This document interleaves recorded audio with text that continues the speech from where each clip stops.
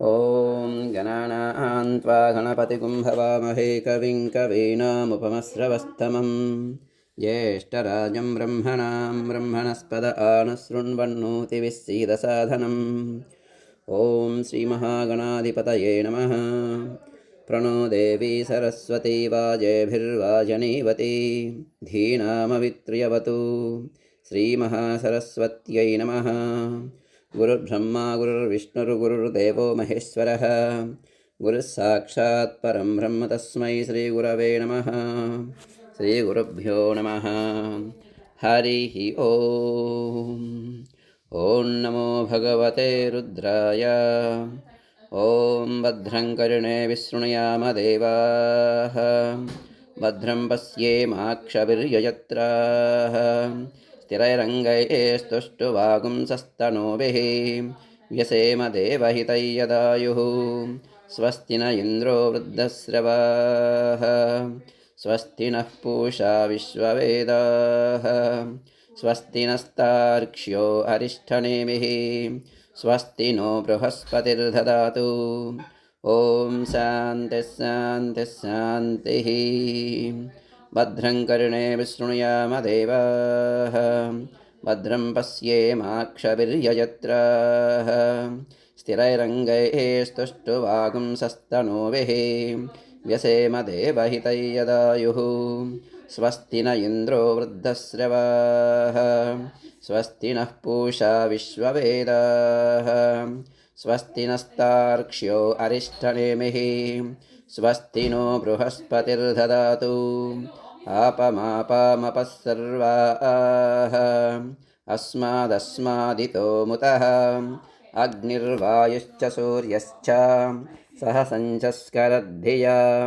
वायुवस्वारश्मिपतयः मरीच्यात्मानो अद्रुहः देवीर्भुवनसुवरीः पुत्रवत्वायमे सुता महानाम्नीर्महामानाः महसो महसस्वः देवे पर्जन्यसुवरीः पुत्रवत्वायमे सुता अपास्नुष्णिमपारक्षः अपास्नुष्णिमपारघम् अप आघ्रामपचावत्तिम् अपदेवीरितोहिता वज्रं देवीरजितागुश्च भुवनं देवसुवरीः आदित्यानदितिं देवीं योनिनोर्ध्वमुदीशत शिवानस्यन्तमा भवन्तु दिव्या आपवोषधयः सुमृडीका सरस्वती मा देव्योमसन्दृशी स्मृतिप्रत्यक्षमैतिह्यम् अनुमानश्चतुष्टयम् एतैरादित्यमण्डलं सर्वैरेव विधास्यते सूर्यो मरीचिमा दत्ते सर्वस्माद्भुवनादधि तस्या पाकविशेषेण स्मृतं कालविशेषणं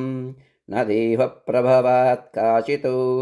अक्षय्या आस्यन्दते यथा तान्नद्योऽपि समायन्ति सोरुस्सतेन निवर्तते एवं नानासमुत्थानाः कालाः संवत्सरगश्रिताः अनुशश्च महसश्च सर्वे समवयन्त्रितं सतैः सर्वैः समाविष्टः ऊरुस्सन्न निवर्तते अधिसंवत्सरं विद्यातु तदेव लक्षणे अनुभिश्च महद्भिश्च समारूढप्रदृश्यते संवत्सरप्रत्यक्षेण नादिसत्त्वप्रदृश्यते पटरो विक्लिधपिङ्गः एतद्वरुणलक्षणं यत्रैतदुपदृश्यते सहस्रं तत्र नीयते एकगुंहि शिरो नानामुखे कृत्स्नन्तद्रुतलक्षणम् उभयतः सप्तेन्द्रियाणि जल्पितन्त्वेव दिह्यते शुक्लकृष्णे संवत्सरस्य दक्षिणवामयोः पार्श्वयोः तस्यैषा भवति शुक्रन्ते अन्यद्यजतन्ते अन्यतो विषुरूपे अहनीध्यौरिवासि विश्वाहिमाया अवसिस्वधावः भद्राते पूषन्निहरातिरस्त्विति नात्र भुवनं न पूषा न पशवः नादित्यः संवत्सर एव प्रत्यक्षेण प्रियतमं विद्यातु एतद्वै संवत्सरस्य प्रियतमगुं रूपं योऽस्य महानद्दवत्पश्यमाणो भवति इदं पुण्यं कुरुष्वेति तमाहरणं दध्यातु सा कञ्जानागुं सप्ततमाहुरेकजं षडुध्यमा ऋषयो देवजा इति तेषामिष्टानि विहितानि धामसः स्तात्रे रेजन्ते कृतानि रूपसः को नु मर्या अमिधितः सखायमब्रवीतु जहाको अस्मदीशते यस्तित्याजसखि विदगुं सकायं न तस्य वाच्यपि भागो अस्ति यदेगुं शृणोत्यलकगुं शृणोति न हि प्रवेतसुकृतस्य पन्थामिति ऋतुर्ऋतुनानुध्यमानः विननादाभिधावः षष्टिश्चत्रिगुंशकावल्गाः शुक्लकृष्णौ च साष्टिकौ सारागवस्त्रैर्जरदक्षः वसन्तो वसुभिः सह संवत्सरस्य सवितुः प्रैषकृत्प्रथमस्मृतः अमूनादयतेत्यन्यानो अमोघश्च परिरक्षतः एतावाच प्रयुज्यन्ते यत्रैतदुपदृश्यते एतदेव विजानीयातु प्रमाणं कालपर्यये विशेषणं तु वक्ष्यामः ऋतूनान्तन्निबोधत शुक्लवासा रुद्रगणः ग्रीष्मेणावर्तते सः निजहन् पृथिवीगुं सर्वाम् ज्योतिषा प्रतिख्येन सह विश्वरूपाणि वासागुंसि आदित्यानान्निबोधत संवत्सरेणं कर्मफलं वरुषाभिर्ददतागुं सः अदुःखो दुःखचक्षुरिव तद्मापीत इव दृश्यते शीतेनाव्यदयन्निव रुरुदक्ष इव दृश्यते ह्लादयते ज्वलतश्चैव स्याम्यतश्चाश्च चक्षुषी या वै प्रजा भृग्गुस्यन्ते संवत्सरात्ता भृग्गुस्यन्ते या प्रतितिष्ठन्ति संवत्सरेता प्रतितिष्ठन्ति वर्षाभ्य इत्यर्थः अक्षिदुःखोऽत्यतस्यैव विप्रसन्ने कनीनिके आङ्क्ते चाध्यनन्नास्थि ऋभूणान्तन्निबोधत कनकाबाणि वासागुंसि अहतानि निबोधत अन्नमसृणीतवृजिमीत अहं वो जीवनप्रदः एतावाच प्रयुज्यन्ते शरद्यत्रोपदृश्यते अभिदोन्वन्तो विघ्नन्त इव वातवन्तो मरुद्घ्यणाः अमुतो जेतुमिषुमुखमिव सन्नद्धाः सहदर्शेह अपद्वस्तैर्वस्तिवर्णैरिव विशिकाशक्कपर्धिनः अक्रुद्धस्य योऽस्यमानस्य क्रुद्धस्येव लोहिणी हेमतच्चक्षुषे विद्यातु अक्ष्णयोः क्षिपणोरिव दुर्भिक्षं देवलोकेषु मनूनामुदकं गृहे एतावाच प्रवदन्तीः वैद्युतो याति संसिरीः ता अग्निपवमाना अन्वैक्षत यह जीविकामपरिपश्यन् तस्यैषा भवति इहेह वस्वतपसः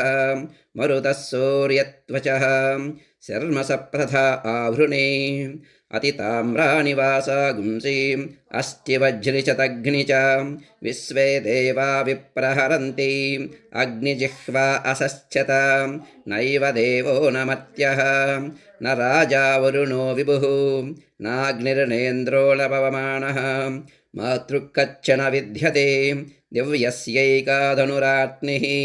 पृथिव्यामपराश्रिता तस्येन्द्रो वम्निरूपेण धनुर्ज्यामशिनः स्वयं तदिन्द्रधनुरित्यज्यम्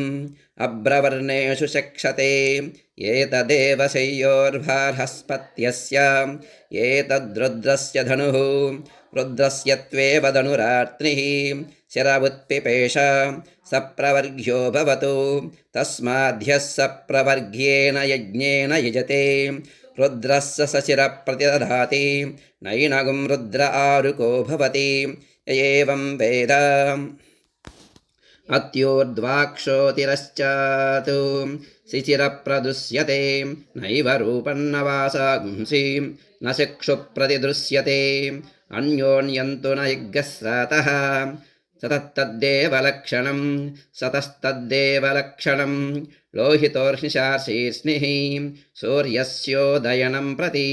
त्वं करोषि न्यञ्जलिकां त्वं करोषि निजानुकां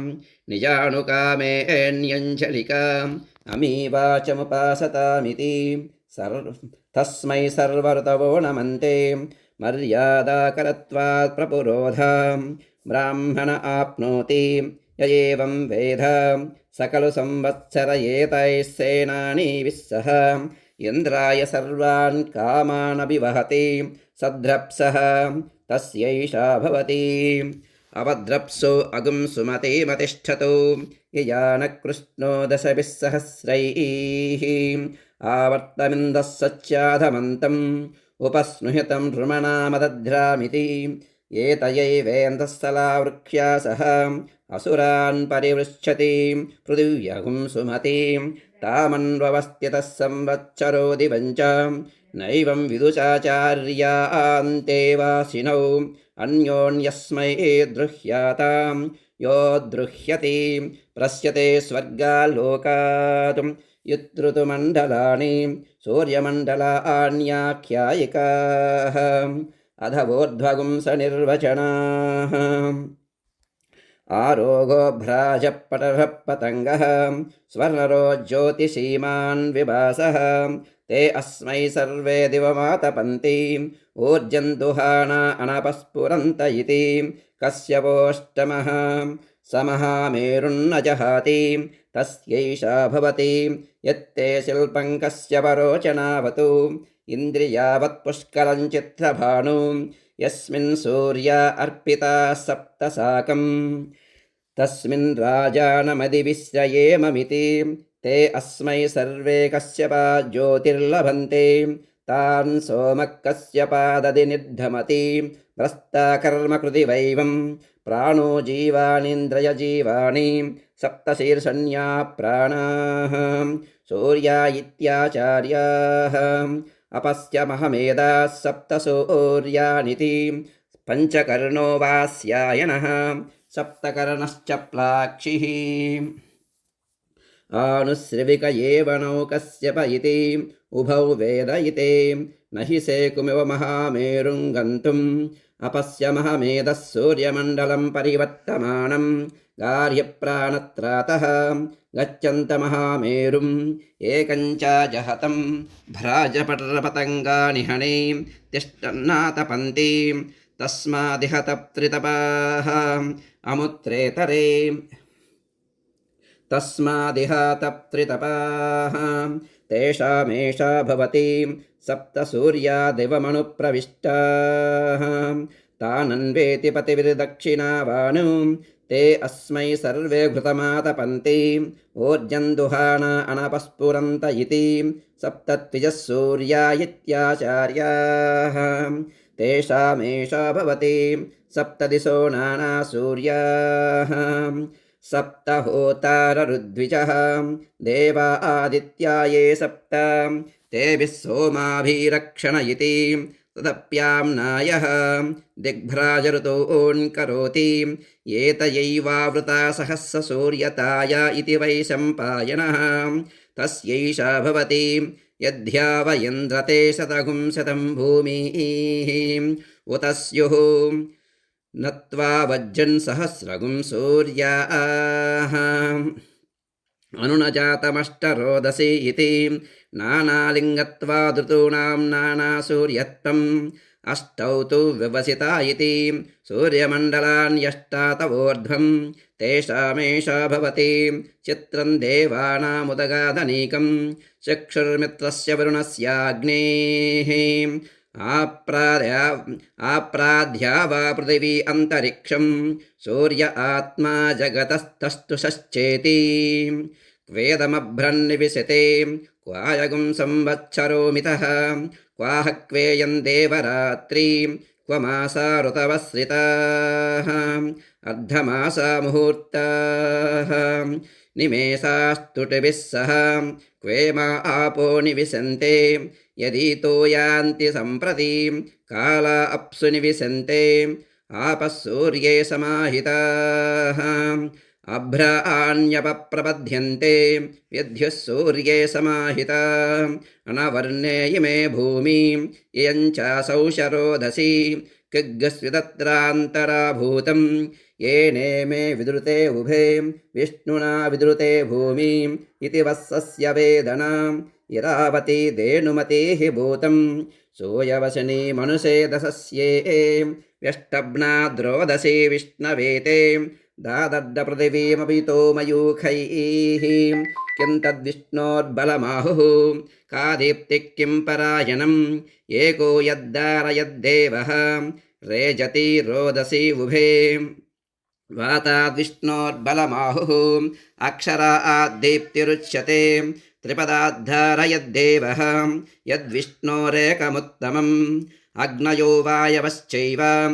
एतदस्य परायणं पृच्छामि त्वा परं मृत्युम्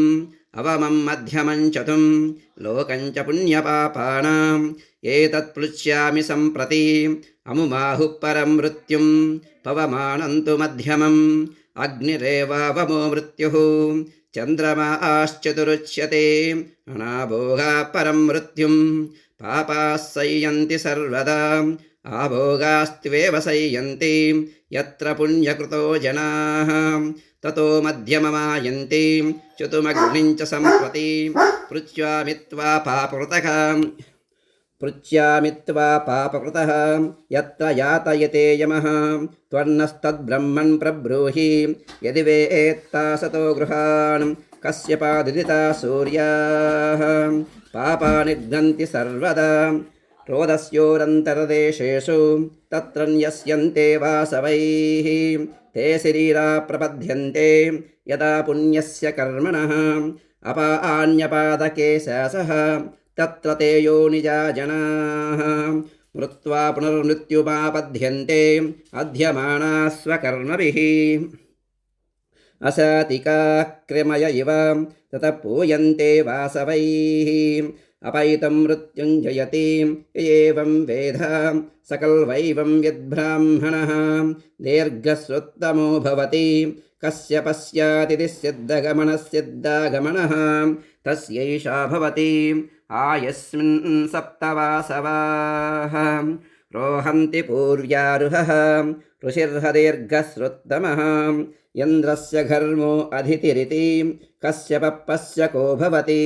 यः सर्वं परिपश्यतीति सौक्ष्म्यातु अदाग्नेरष्टपुरुषस्य तस्यैषा भवति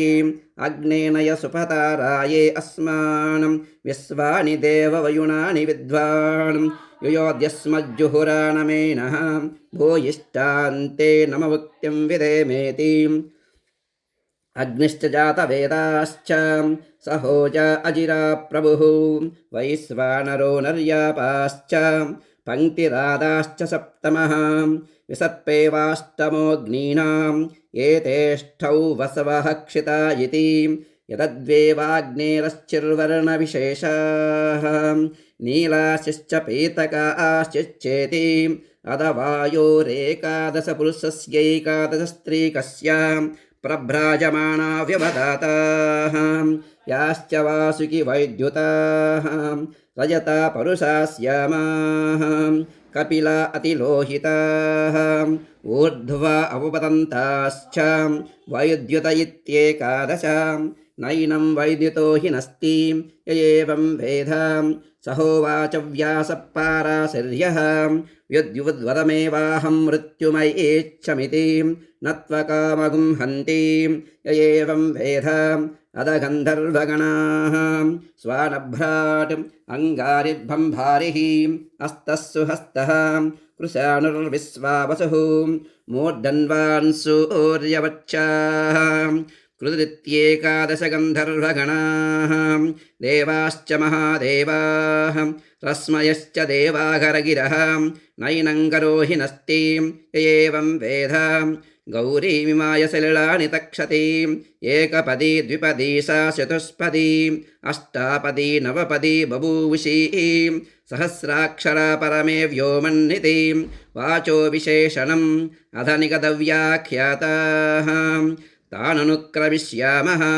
वराहवस्वतपसः विद्युन्महसो धूपयः स्वापयो गृहमेधाश्चेत्येते ये चेमेशिमि विद्विषः पर्जन्याः सप्त पृथिवीमपि वर्षन्ति वृष्टिभिरिति ये तयैव विभक्तिविपरीताः सप्तभिर्वातैरुदीरिताः अमूल्लोकानपि वर्षन्ति तेषामेषा भवति समानमेतदुदकम् उच्चैत्यवशाहभिः भूमिं पर्जन्या जन्वन्ति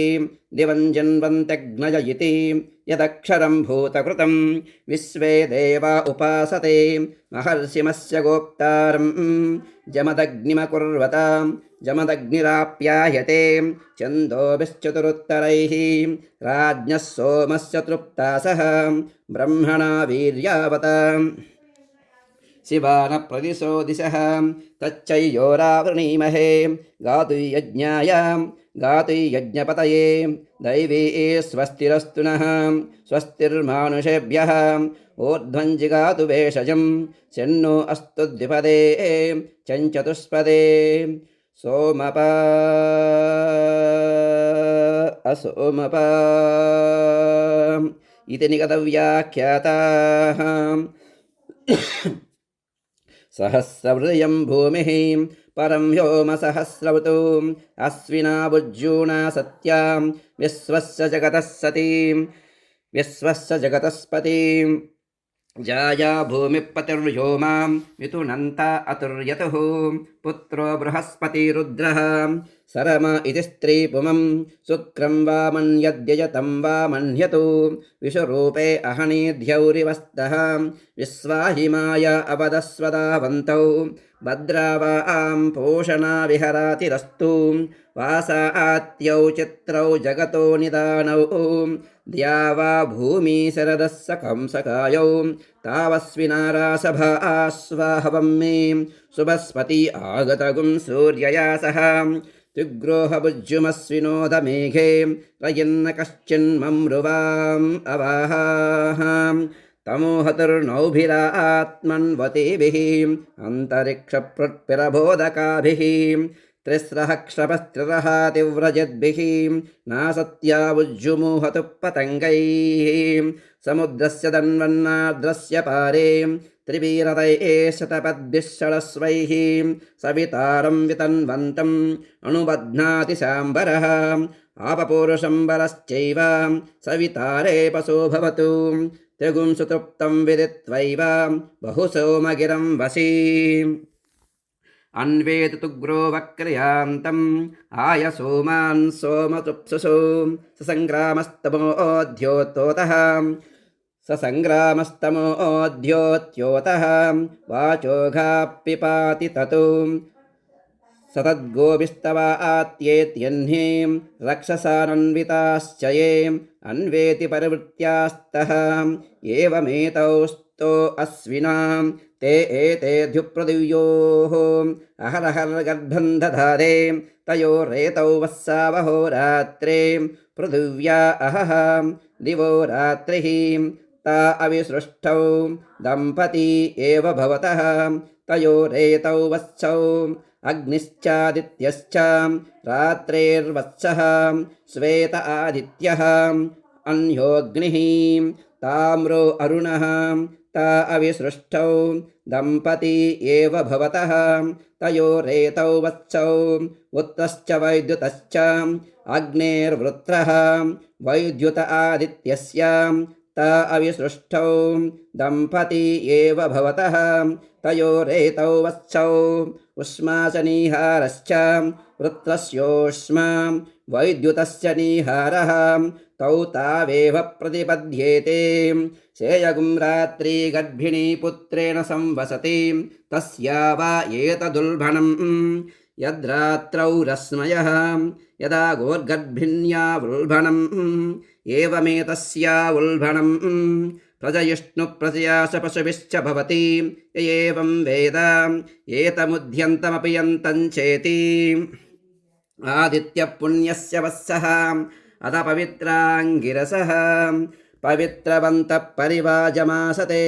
पितैषां प्रत्नो अभिरक्षति व्रतं महःसमुद्रं वरुणस्तिरो दधे धीरायुच्चे कुरुद्धनुरेश्वारभम् पवित्रन्ते विततं ब्रह्मणस्पते प्रभुर्गात्राणि पर्येषि विश्वतः अतप्ततनोर्नतदामो अश्नुते श्रुता स यद्वहन्तस्तः समासत ब्रह्मादेवानाम् असतः सद्येततक्षुः ऋषयः सप्त्रात्रिश्च यतु सर्वे त्रयो अगस्त्यश्च नक्षत्रैः सङ्कृतो वसन्नु अदसवितुस्यावा स्वस्यावर्तिकामस्य अमीयरक्षा निहता स उच्च नक्तन्ददृश्ये गृहचिद्दिवेयुः अतब्दानि वरुणस्य व्रतानि विशाखश्चन्द्रमां द्विशिखाशश्चन्द्रमा नक्षत्रमेति तस्सवितुर्वरेण्यं भर्गो देवस्य धीमहि धियो यो न प्रचोदयातु तस्सवितुर्वृणीमहे वयं देवस्य भोजनं श्रेष्ठगुं सर्वधातमं तुरम्भगस्य धीमहि अपागूहत सवितातृवीणु सर्वान् दिवो अन्दसः नक्तन्तान्यभवन्दृशे अस्त्वस्ना सम्भविष्यामः नाम नामैव नाम मे नपुगुंसगुम्भमाग्यस्त्रिस्मि स्थावरोऽस्म्यदजङ्गमः यजे यक्षियष्टाहे च मया भूतान्ययक्षता पशवो मम भूतानि अणुबन्धोऽस्म्यहं विभुः स्त्रियः सतीः तावुमे पुगुंस आहुः पश्य दक्षन्वान्न विचेतधन्दः कविर्यः पुत्रः स इमाचिकेत यस्ताविजानाः सवितुः पिता सतु अन्धो मणिमविन्दतु तमनङ्गुलिरावयतु अग्रेव प्रत्यमुञ्चतु तमजिह्वा असश्चताम् ऊर्ध्वमूलमवाक्चाकं वृक्षयो वेद सम्प्रति न स जातु जनः सद्दध्यातु मृत्युर्मामारयादितिः हसितगुं हृदितं गीतं वीणापनवलासितं मृतं जीवं च यत्किञ्चित् अङ्गानि स्नेव विद्धि ततो अदृश्यगुत्रस्यध्यायतु अस्माज्जाता मे विदूचरन् पुत्रो निरृत्या वैदेहः अचेतायश्च चेतनः सतं मणिमविन्दतु सोऽनङ्गुलिरावयतु सोऽग्रीव प्रत्यमुञ्चतु सोऽजिह्वो असश्चता नैतवृषिं विदित्वा नगरं प्रविशेतु यदि प्रविशेतु मिथौ चरित्वा प्रविशेतु तस्सम्भवस्यौरतम् आतमग्नेरथं तिष्ठा एका आश्वमेकयोजनम् एकचक्रमेकधुरम् वातद्राजिगतिं विभो नरिष्यति नौ यदते नास्याक्षो यातु सज्जति यच्वेतान् रोहितागुश्चाग्नेः हृदे युक्त्वादितिष्ठति एकया च दशभिश्च स्वभूते द्वाभ्यामिष्टये विगुंसत्या च त्रिशभिश्च वहसे त्रिगुंसता च नुयद्दिर्वाय विहता विमुञ्च आतनुष्व प्रतनुष्व उद्धमाधमसन्धमा आदित्ये चन्द्रवर्णानां गर्भमादेहि यः पुमान् यतः सिक्तगुं सूर्यगतं चन्द्रमसेरसङ्कृधिं वारादञ्जनयाग्रेऽग्निं य एको रुद्र उच्यते असङ्ख्याता सहस्राणि स्मर्यते न च दृश्यते एवमेतन्निबोधता आमन्द्रैरिन्द्रहरिभिः याहि मयूररोमभिः मात्वा केचिन्नये मुरिन्नपासिनः ददन्वेवता इह मामन्द्रैरिन्द्रहरिभिः यावि मयूररोमभिः मामा केचिन्नये मुरिन्नपासिनः निदन्वेवताम् इमीम् अणुभिश्च महद्भिश्च निकृष्वैरसमायुतैः कालैर्हरित्वमापन्नैः इन्द्राय हि सहस्रयुगो अग्निर्व्यभ्राष्ठिवसनः वायुस्वेतशिखदृकः संवत्सरो विषुवर्णैः नित्यास्तेऽनुचरास्तव सुब्रह्मण्योगुं सुब्रह्मण्योगुं सुब्रह्मण्यो इन्द्रागच्छ हरिव आगच्छ मेधातिथेः मेषवृषणस्वस्य मेने गौरावस्कन्दिन्नहल्यायै जारां कौशिकब्राह्मणगौतुमब्रुवाणाम् अरुणास्वायिहा गताः वसवपृथिवीक्षितः अष्टौ दिग्वाससोऽग्नयः अग्निश्च जयतवेदाम् अग्निश्च जातवेदाश्चेत्येते ताम्रास्वास्त्रामृताः ताम्रवर्णास्तदासिताः दण्डहस्ताकादग्धतः इतो रुद्रा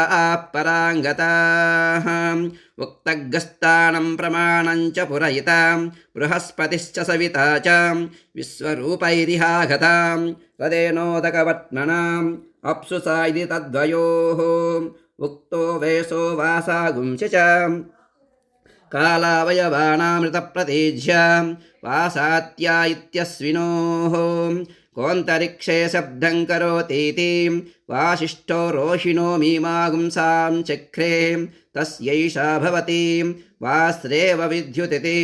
ब्रह्मण उदरणमसि ब्रह्मण उदीरणमसि ब्रह्मण आस्तरणमसि ब्रह्मण उपस्तरणमसि अष्टयोनीमष्टपुत्राम् अष्टपत्नीमिमां महीम् अहं वेद न मे मृत्युः न च मृत्युरगाहरतु अष्टयोन्यष्टपुत्रम् अष्टपदितमन्तरिक्षम् अहं वेद न मे मृत्युः न च मृत्युरगाहरतु अष्टयोनीमष्टपुत्राम् अष्टपत्नीममोन्दिवम् अहं वेद न मे मृत्युः न च मृत्युरगाहरतु सुत्रामाणं महीमूषु अदितिर्ध्यौरदितिरन्तरिक्षम् अदितिर्माता स पिता स पुत्रः विश्वे देवा अदिति पञ्चजनाः अदितिर्जातमदितिर्जनित्वम् अष्टौ पुत्रासो अदितेः ये जातास्तन्वपरि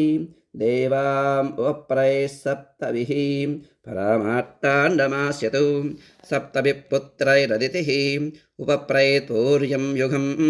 प्रजायै मृत्यवे ततो परामार्ताण्डमाभरदिति ताननुक्रमिष्यामः मित्रश्च वरुणश्च धाता च आर्यमा च अगुंसश्च भगश्च यन्दश्च विवस्वागश्चेत्येते हिरण्यगर्भो हगुंसः सुशिषतो ब्रह्मजज्ञानं तदित्पदमिति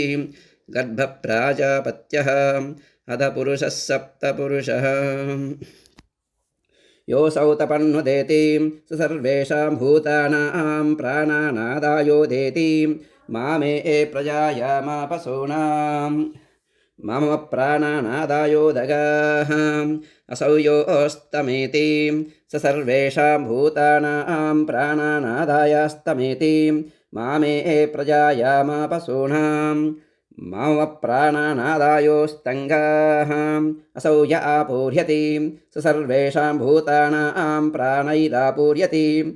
मामे प्रजायामापसूनाम् मम प्राणैरापूरिष्टाः असौ योपक्षीयति स सर्वेषां भूतानां प्राणैरपक्षीयति मामे प्रजायामापसूनाम् मम प्राणैरपक्षेष्टाः अमूलनक्षत्राणि सर्वेषां भूतानां प्राणैरपप्रसर्पन्ति सोत्सर्पन्ति च मामे प्रजायामापसूनाम् मम प्राणैरपप्रसुपतमोऽसृपताम् इमे मासाश्चार्धमासाश्च सर्वेषां भूतानां प्राणैरपप्रसर्पन्ति सोत्सर्पन्ति च मामे प्रजायामापसूनाम् मम प्राणैरपप्रसुपतमोऽसृपताम् इमऋतवः सर्वेषां भूतानां प्राणैरप्रसर्पति सोत्सर्पन्ति च मामे प्रजायामापसूनाम् मम प्राणैरपप्रसुपतमोऽसृपताम् अयगुं संवत्सरः सर्वेषां भूतानां प्राणैरपप्रसर्पति सोत्सर्पति च मामे प्रजायामापसूनां महामप्राणैरपप्रसुमोऽश्रुपाम् इदमहहां सर्वेषां भूतानां प्राणैरपप्रसर्पति सोऽसर्पति च मामे प्रजायामापसूनां महामप्राणैरपप्रसर्पतिं श्रुमोऽश्रुपाम् मामप्राणैरपप्रसुमोऽश्रुपां ययगुं रात्रिः सर्वेषां भूतानां प्राणैरपप्रसर्पति सोऽसर्पति च मामे प्रजायामापसूनां मामप्राणैरपप्रसुमोऽश्रुपाम् ॐ भूर्भुवस्वः एतद्वो मिथुनं मानो मिथुनगुं रेढ्वम् अदादित्यस्याष्टपुरुषस्यां वसूनामादित्यानागस्ताने स्वदेहसा भाणीं रुद्राणामादित्यानागस्ताने स्वदेहसा भाणीं आदित्यानामादित्यानागस्ताने स्वदेहसा भाणीं सतागुं सत्यानाम् आदित्यानागस्ताने स्वदेहसा भाणीं अभिधोन्वता विघ्नतां वातवतां मरुताम् आदित्यानागस्ताने स्वदेहसा भाणीं ऋभूनामादित्यानागस्ताने स्वदेहसा भाणीं विश्वेशान् देवानाम् आदित्यानागस्ताने स्वदेहसा भाणीं संवत्सरस्य सवितुः आदित्यस्य स्थाने स्वदेहसा भाणीं ॐ भूर्भुवस्वः रश्मयो वो मिथुनं मानो मिथुनगुं रेढ्वम् आरोगस्य स्थाने स्वदेहसा भाणीं भ्राजस्य स्थाने स्वदेहसा भाणीं पटलस्य स्थाने स्वदेहसा भाणीं पतङ्गस्य स्थाने स्वदेहसा भाणीं स्वनरस्य स्थाने स्वदेहसा भाणीं ज्योतिषीमतस्य स्थाने स्वदेहसा भाणीं विभासस्य स्थाने स्वदेहसा भाणीं कश्यपस्य स्थाने स्वदेहसा भाणीं ॐ भूर्भुवस्वः आपो वो मिथुनं मानो मिथुनगुं रेढ्वम्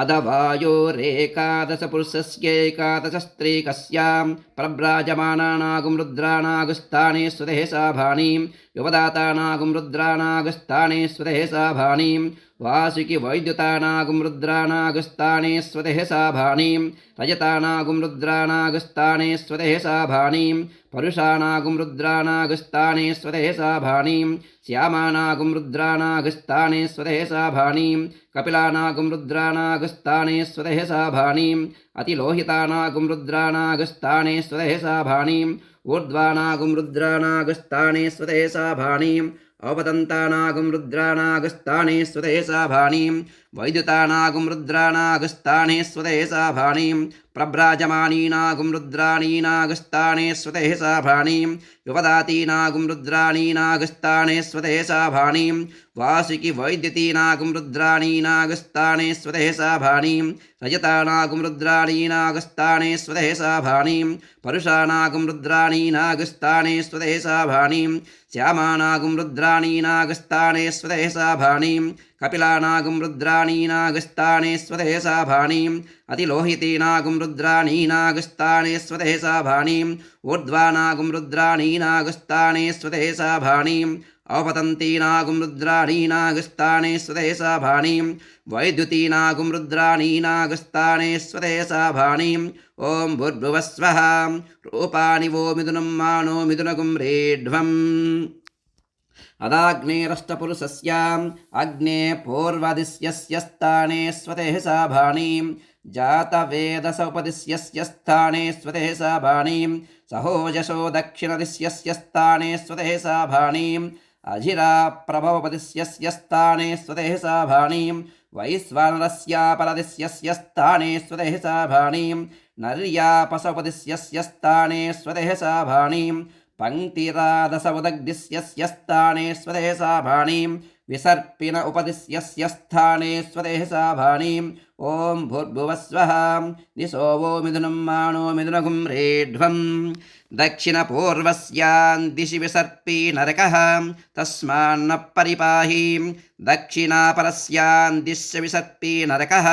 तस्मान्न परिपाहि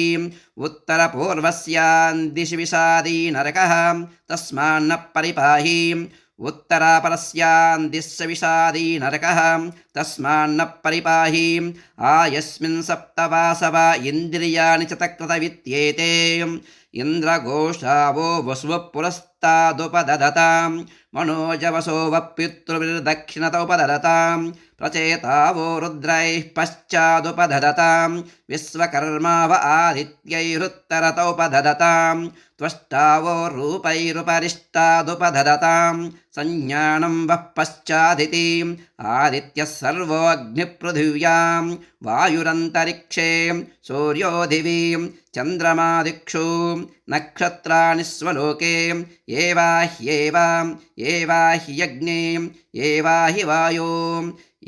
एवाहि इन्द्रं एवाहि पूषन् एवाहि देवाः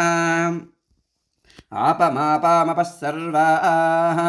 अस्मादस्मादितो मुतः अग्निर्वायुश्च सूर्यश्च सह सञ्चस्करद्धियां वायुवस्वारश्मिपदयः मरीच्यात्मानो अद्रुहः देवीर्भुवनसुवरीः पुत्रवत्वाय मे सुतां महानाम्नीर्महामाणाः महसो महसस्वः देवी पर्जन्यसुवरीः पुत्रवत्वाय मे सुताम् अपासुष्णिमपारक्षः अपासुष्णिमपारघम् अप आघ्रामपचावर्तिम् अपदेवीरितोहितां वज्रं देवीरजितागुश्चां भुवनं देवसुवरीः आदित्यानदितिं देवीं योनिनोर्ध्वमुदीशतां भद्रं कर्णे विशृणुयाम देवाः भद्रं पश्येमाक्षभिर्यजत्राः तिरैरङ्गैस्तुष्टुवागुंसस्तनूभिः व्यसेम देवहितैयदायुः स्वस्ति न इन्द्रो वृद्धश्रवाः स्वस्ति नः पूषा विश्ववेदाः स्वस्ति नस्तार्क्ष्यो अरिष्टनेमिः स्वस्ति नो बृहस्पतिर्ददातु केतवो अरुणासश्च ऋषयो वातरसेनाः प्रतिष्ठागुं शतदाहि समाहितासो सहस्रधायसं शिवानस्यन्तमा भवन्तु दिव्या आपवोषधयः सुमृडीका सरस्वती माते व्योमसन्दृशी योपां पुष्पं वेदां पुष्पवान् प्रजावान् पशुमान् भवति चन्द्रमा वा अपां पुष्पं पुष्पवान् प्रजावान् पशुमान् भवति य एवं वेद योपामायतनं वेद आयतनवान् भवति अग्निर्वा अपामायतनम् आयतनवान् भवति यो आयतनं वेद यो अग्नेरायतनं वेद आयतनवान् भवति आपो वा अग्नेरायतनम् आयतनवान् भवति य एवं वेद योपामायतनं वेद आयतनवान् भवति वायुर्वा अपामायतनम् आयतनवान् भवति यो वायोरायतनं वेद आयतनवान् भवति आपो वै वायोरायतनम् आयतनवान् भवति य एवं वेद योपामायतनं वेद आयतनवान् भवति असौ वै तपन्नपामायतनम् आयतनवान् भवति यो मुष्यतपत आयतनं वेद आयतनवान् भवति आपो वा अमुष्यतपत आयतनम् आयतनवान् भवति य एवं वेद योपामायतनं वेद आयतनवान् भवति चन्द्रमा वा अपामायतनम् आयतनवान् भवति यश्चन्द्रमस आयतनं वेद आयतनवान् भवति आपो वै चन्द्रमस आयतनम् आयतनवान् भवति य एवं वेद योपामायतनं वेद आयतनवान् भवति नक्षत्राणि वा अपामायतनम् आयतनवान् भवति यो नक्षत्राणामायतनं वेद आयतनवान् भवति आपो वै नक्षत्राणामायतनम् आयतनवान् भवति य एवं वेद योपामायतनं वेद आयतनवान् भवति पर्जन्यो वा अपामायतनम् आयतनवान् भवति यः पर्जन्यस्यायतनं वेद आयतनवान् भवति आपो वै पर्जन्यस्यायतनम् आयतनवान् भवति य एवं वेद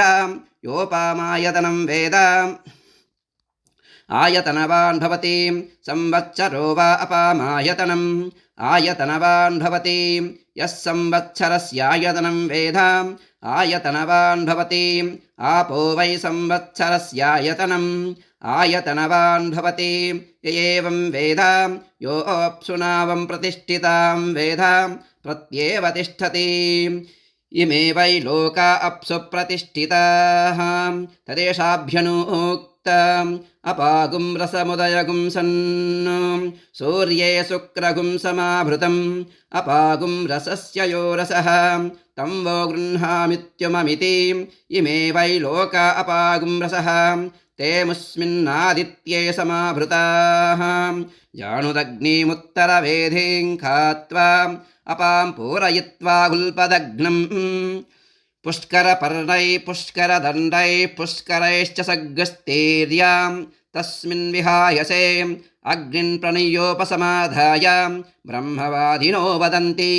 कस्मात् प्रणीतेयमग्निश्चीयते सा प्रणीतेयमप्सु ह्ययञ्चीयते असौ भुवनेऽप्यनाहिताग्निरेताः तमभितवेता अभीष्टका उपदधाति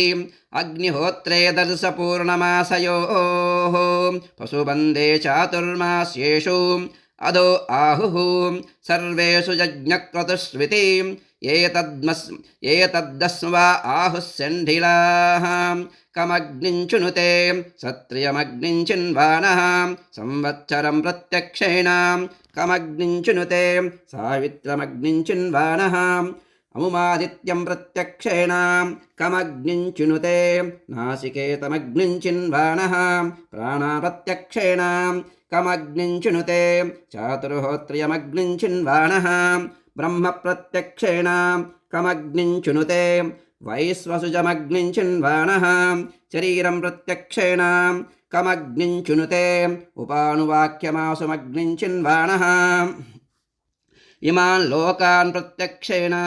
कमग्निञ्चिनुते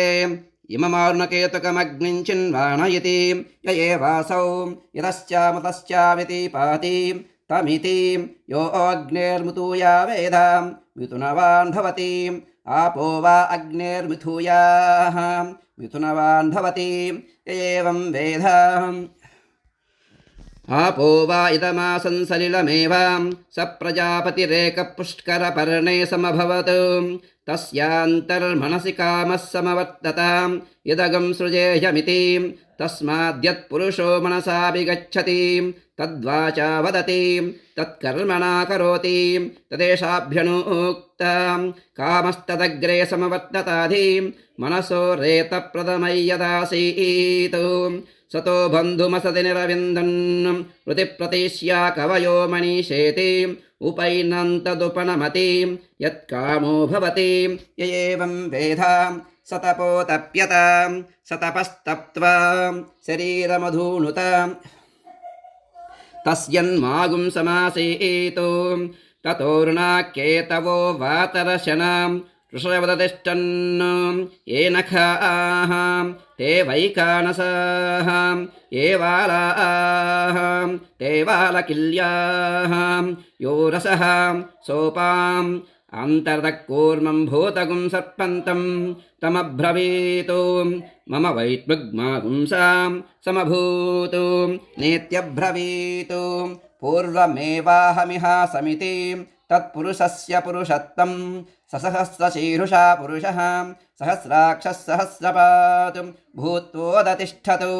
तमब्रवीतु त्वं वै पूर्वगुं समभूः त्वमिदं पूर्वः कुरुष्वेति सयित आदायापः अञ्जलिना पुरस्तादुपादधातु एवाह्येवेति तत आदित्यवुदतिष्ठत् सा प्राचीदिखो अधारुणकेतुर्दक्षिणत उपादधातु एवाह्यग्न इति ततो वा अग्निरुदतिष्ठतु सा दक्षिणादिको अधारुणकेतुः पश्चादुपादधातु एवाहि वायो इति ततो वर्धतु ततो वायुरुदतिष्ठतु सा प्रतीचीधिको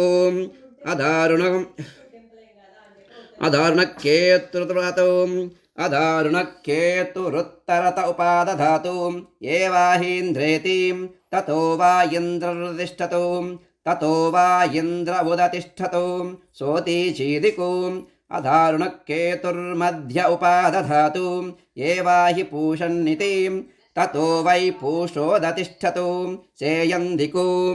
अधारुणकेतुरुपरिष्टादुपादधातु एवाहि देवा इति ततो देवमनुष्या पितरः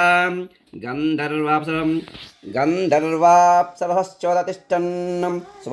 सोर्ध्वादिको या विप्रुषो विपरापतन्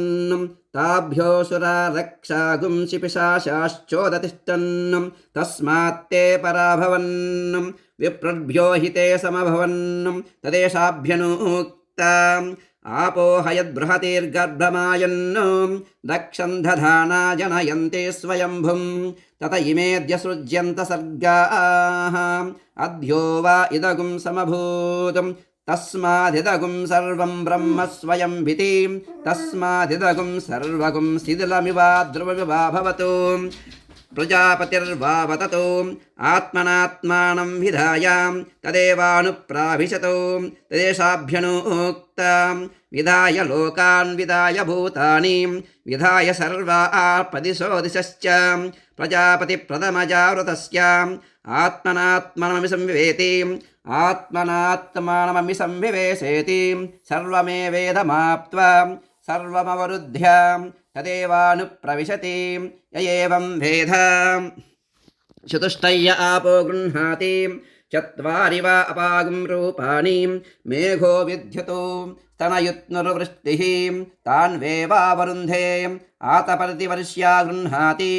ता पुरस्तादुपदधाति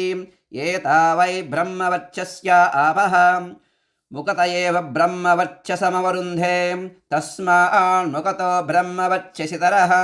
कूप्या गृह्णाति ता दक्षिणतोपदधाति एता वै तेजस्विनीरापः तेज एवास्य दक्षिणतो दधाति तस्माद्दक्षिणोर्धस्तेजस्वितरः स्थावरा गृह्णाति ता पश्चादुपदधाति प्रतिष्ठिता वै स्थावराः पश्चादेव प्रतिष्ठति वहन्तिर्गृह्णाति ता उत्तरतोपदधाति ओजसा वा एता वहन्तिरिवोद्गतिरिव आकूजतिरिव धावन्तीः ओज एवास्योत्तरतो दधाति तस्मादुत्तरोद्धवोजस्वितरः संभार्या गृह्णाति तामद्योपदधाति इयं वै संभार्याः अस्यामेव प्रतिष्ठति पल्वल्या गृह्णाति ता उपरिष्टादुपादधाति असौ वै पल्वल्याः अमुष्यामेव प्रतिष्ठति दिक्षुपदधाति दिक्षु वा आपः अन्नं वा आपः अध्यो वा अन्नं जायते यदेवाध्योऽन्नं जायते तदवरुन्धे तं वा एतमरुणा केतवो वातरशनां ऋषयो चिन्वन् तस्मादारुणकेतुकः तदेशाभ्यनुक्तां केतवो अरुणासश्च ऋषयो वातरशनाः प्रतिष्ठागुं शतदाहि समाहितासो सहस्रदाय समिति शतशश्चैव सहस्रशश्च प्रतिष्ठते य एतमग्निं चुनुते य उचैनमेवं वेद जानुदग्निमुत्तरवेधें खात्वा अपां पूरयति अपागुं सर्वत्वाय पुष्करपर्णगुं रुक्मं प्रसृप्तवति पुष्करपर्णगुं रुक्मं पुरुषमित्युपदधाति तपो वै पुष्करपर्णं सत्यगुं रुक्मः अमृतं पुरुषः एतावद्भावा अस्ति यावदेततु यावदेवास्ति तदवरुन्धे कुर्पदधाति कूर्ममुपदधाति अपामेवमेदवरुन्धे अपामेवमेधमवरुन्धे अदो स्वर्गस्य लोकस्य समष्ट्यै आपमापामपः सर्वाः अस्मादस्मादितो मुतः अग्निर्वायुश्च सूर्यश्च सह सञ्चस्करद्दिया इति वायुवस्वारश्मिपतयः लोकं पृणच्छिद्रं पृणां यास्त्यस्रः परमजाः इन्द्रघोषावो वसुभिरेवाह्येवेति पञ्चशतोपदधाति पाङ्क्तोऽग्निः यावानेवाग्निः तञ्चिनुते लोकं पृणयाद्वितीयामुपदधाति पञ्चपदा वै विराट् तस्या वा इयं पादः अन्तरिक्षं पादः द्यौ पादः दिशः पादः परोरजापादः विराज्येह प्रतितिष्ठति यजेतमग्निञ्चुनुते यवुचैनमेवं वेद अग्निं प्रणयोपसमाधाय तमभितयेत अवेष्टका उपदधाति अग्निहोत्रे दर्शपूर्णमासयोः पशुबन्धे चातुर्मास्येषु अदो आहुः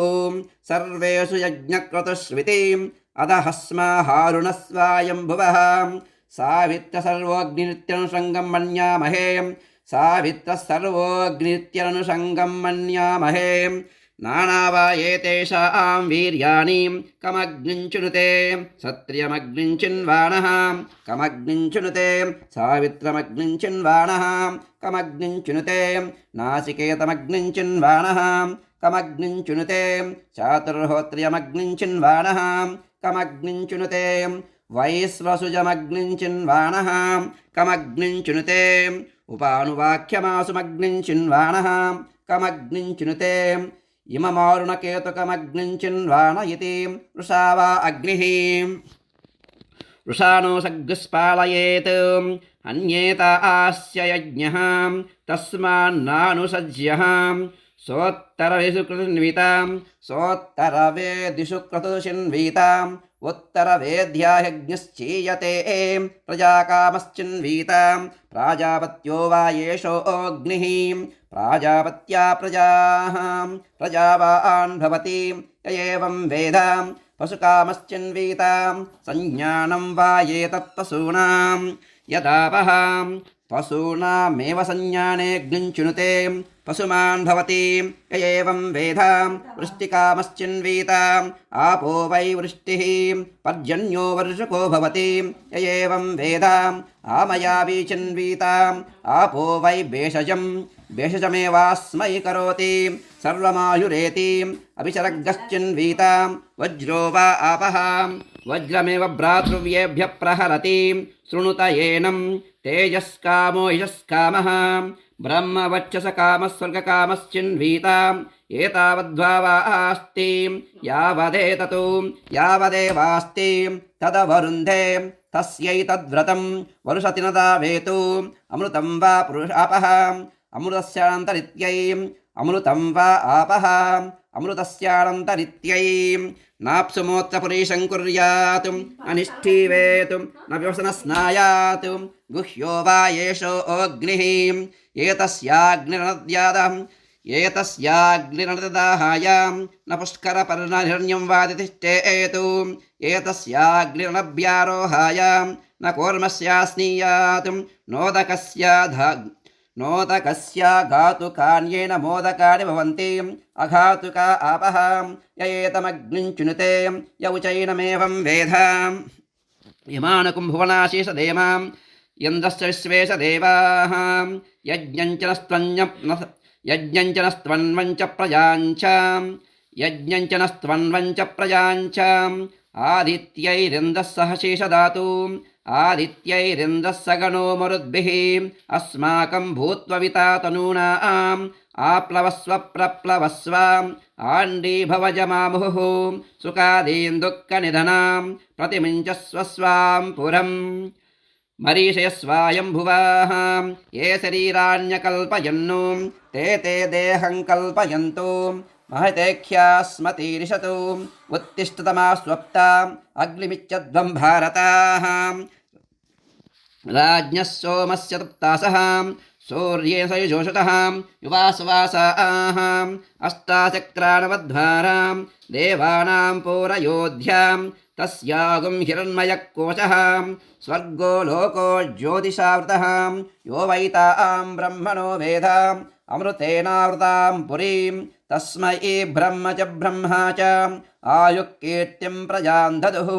विभ्राजमानागुं हरिणीं यशसा सम्परिवृतां पुरगुं हिरण्मयीं ब्रह्मां विवेश पराहितां पराङ्गेत्यज्यामयीं पराङ्गेत्यनाशिकीं इह चामुत्र चान्वेतीं विद्वान् देवासुरानुभयानुं यत्कुमारीमन्ध्रयते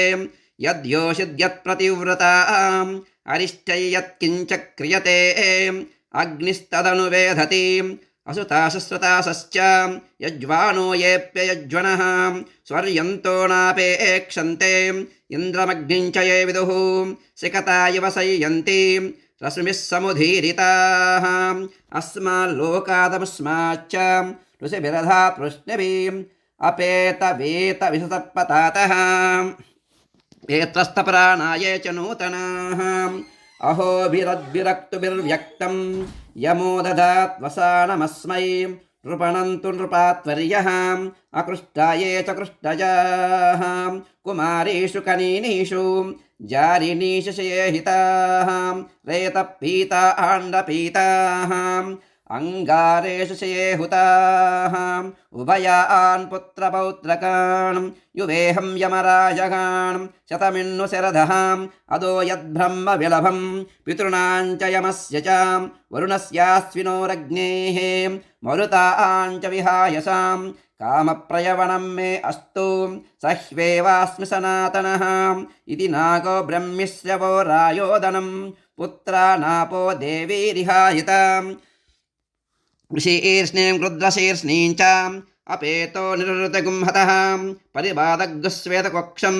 निजगघुं सबलोधरं सतान्वाच्याहयासः अग्नेनासय सन्दृशः ईर्ष्यासूये बुभुक्षां मन्युं कृत्याञ्च धीधिरे तदेन किगुं सुखावतां अग्नेनासय सन्दृशः पर्जन्याय प्रगायतां दिवस्पुत्राय मीडुषे स नो यवसमिच्छतु स नो यवसमिच्छतु इदं वश पर्जन्याय स्वराजे वृदो अस्त्वन्तरं तद्युयोतां मयो भूर्वातो विश्वकृष्टयः सत्वं स्वे मयो भूर्वातो विश्वकृष्टयः सन्त्वस्मे सुविप्लावोषधीर्देव गोपाः यो गर्भमोषधीनां गवां कृणोत्यर्वतां पर्जन्यपुरुषीणां पुनर्मामैत्विन्द्रियं पुनरायुः पुनर्भगः पुनर्ब्राह्मणमयितुमां पुनर्द्रविणमयितुमां यन्मेद्यरेत पृथिवीमस्कानुं यदोषधीरप्यसरध्यतापः इदं तत्पुनराधधे दीर्घायुत्वाय वक्षसे यन्मे रेत प्रसिच्यते यन्म आजायते पुनः तेन मामृतं कुरु तेन सुप्रयसं कुरु अद्यस्तिरोदाजायतां तव वैश्रवणः सदा तिरोदेहि सपत्नान्नः ये अपोष्ण्यन्ति केचन त्वाष्ट्रीमायां वै श्रवणः रदगुं सहस्रवन्धुरं पुरश्चक्रगुं सहस्राश्वम् आस्तायाहि नो बलिं यस्मै भूतानि बलिमावहन्ति धनं गावो हस्तिहिरण्यमस्वान् असौ सुमतो यज्ञियस्यां श्रियं बिभ्रतोन्नमुखीं विराजं सुदर्शने चक्रौञ्चे च सुदर्शने चक्रौञ्चे च मैनागे च महागिरौ शतद्वाट्टारकमन्तां सुगुंहार्यन्नगरन्तवाम् इति मन्त्राः कल्पोतवोर्ध्वं यदि बलिगुं हरेतु हिरण्यनाभये विततये कौबेरायायं बलिः सर्वभूताधिपतये नम इति अध बलिगुं हृत्वोपतिष्ठेतां क्षत्रं क्षत्रं वै श्रवणः ब्राह्मणा वयग्गुस्मः नमस्ते अस्तु मामाहिगुंसीः अस्मात् प्रविश्यान्नमादीतिम् अस्मात् प्रविश्यान्नमद्धीतिम्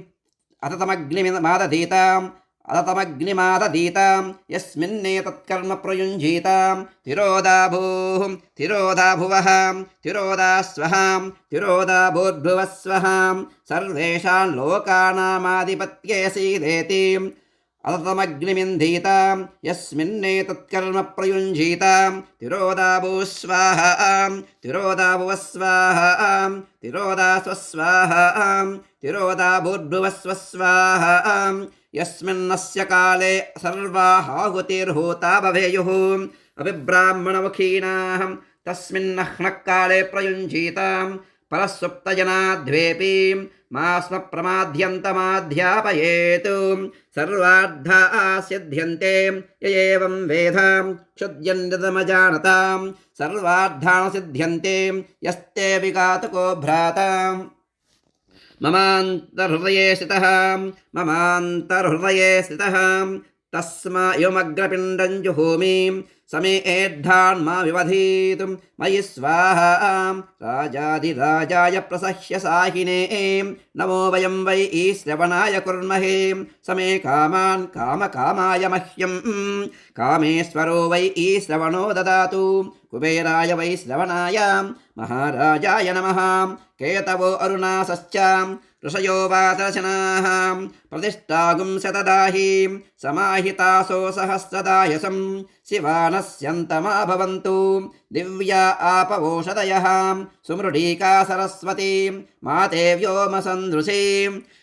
संवत्सरमेतद्व्रतञ्चरेतु द्यौ वा मासौ नियमः समासेन तस्मिन्नियमविशेषाः त्रिसवणमतकोपस्पर्शे चतुर्दकालपालपक्षस्यातु अहरहर्वा वैक्षमस्नीयातु औदुम्बरेभिः सविग्निरग्निं परिचरेतु पुनर्मामैत्विन्द्रियमित्येतेनानुवाकेन उद्धृतपरिपूताभिरद्भक्कार्यं कुर्वीताम् असञ्चयवान् अग्नये वायवे सूर्याय ब्रह्मणे प्रजापतये चन्द्रमसे नक्षत्रेभ्यः ऋतुभ्यः संवत्सराय वरुणायारुणायेति व्रतहोमाः प्रवर्घ्यवदादेशः अरुणाकाण्डऋषयः अरण्ये धीरन् भद्रं करिणेभिर्दित्वे जपित्वा महानाभिरुदकं सग्गस्पर्शां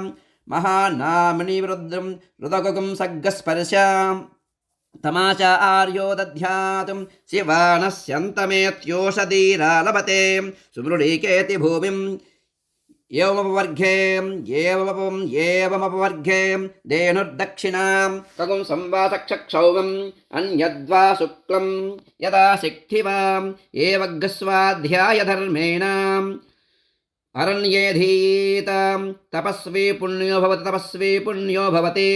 तपस्वी पुण्यो भवति तपस्वी पुण्यो भवति तपस्वी पुण्यो भवति तपस्वी पुण्यो भवति ॐ भद्रं कर्णेभिः शृणुयाम देवाः भद्रं पश्येमाक्षभिर्यजत्राः स्थिरैरङ्गैस्तुष्टुवागुंसस्तनूभिः व्यसेम देवहितै यदायुः स्वस्ति न इन्द्रो वृद्धश्रवाः स्वस्ति नः पूषा विश्ववेदाः स्वस्ति नस्तार्क्ष्यो अरिष्टनेमिः स्वस्ति नो बृहस्पतिर्दधातु ॐ शान्तिः शान्तिः शान्तिः।